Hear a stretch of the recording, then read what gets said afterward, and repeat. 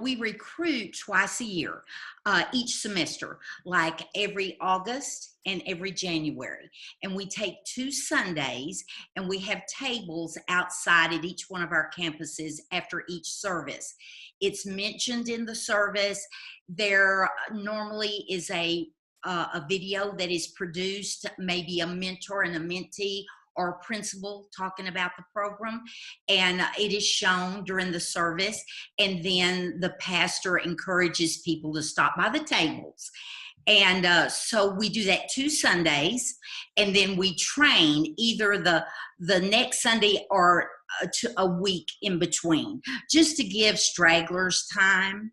So at the recruiting table, we have an interest card, and that just gives their name and email address. And if they fill that out, I send them an email that evening or maybe Monday, giving them all of the requirements to be a mentor. Then we also have applications there. And if they say, no, we're going to do it, we ask them to fill out the application right there and give it to us. Because, if they walk away with it, we may never see it again. So with those people, I send them a separate email describing what will be required of them.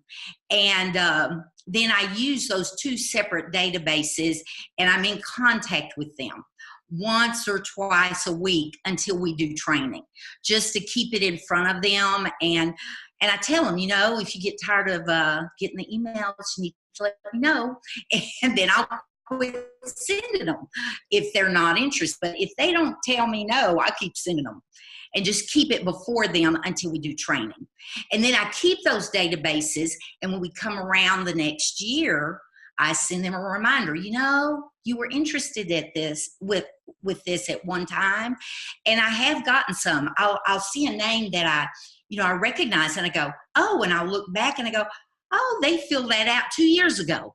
The biggest thing, I think, is the support of our pastor and the whole church staff.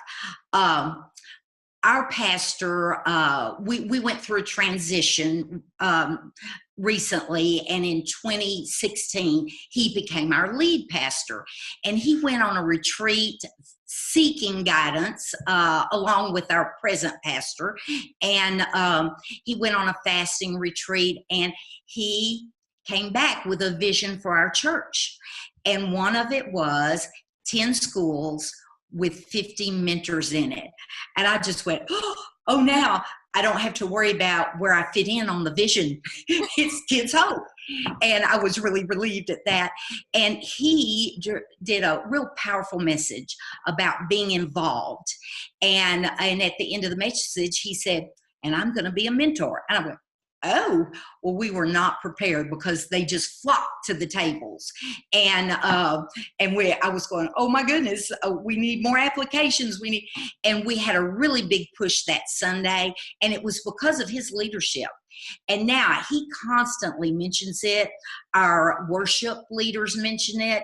Every time our mission pastor gets up in the pulpit, he mentions Kids Hope. Everybody in our church knows about Kids Hope.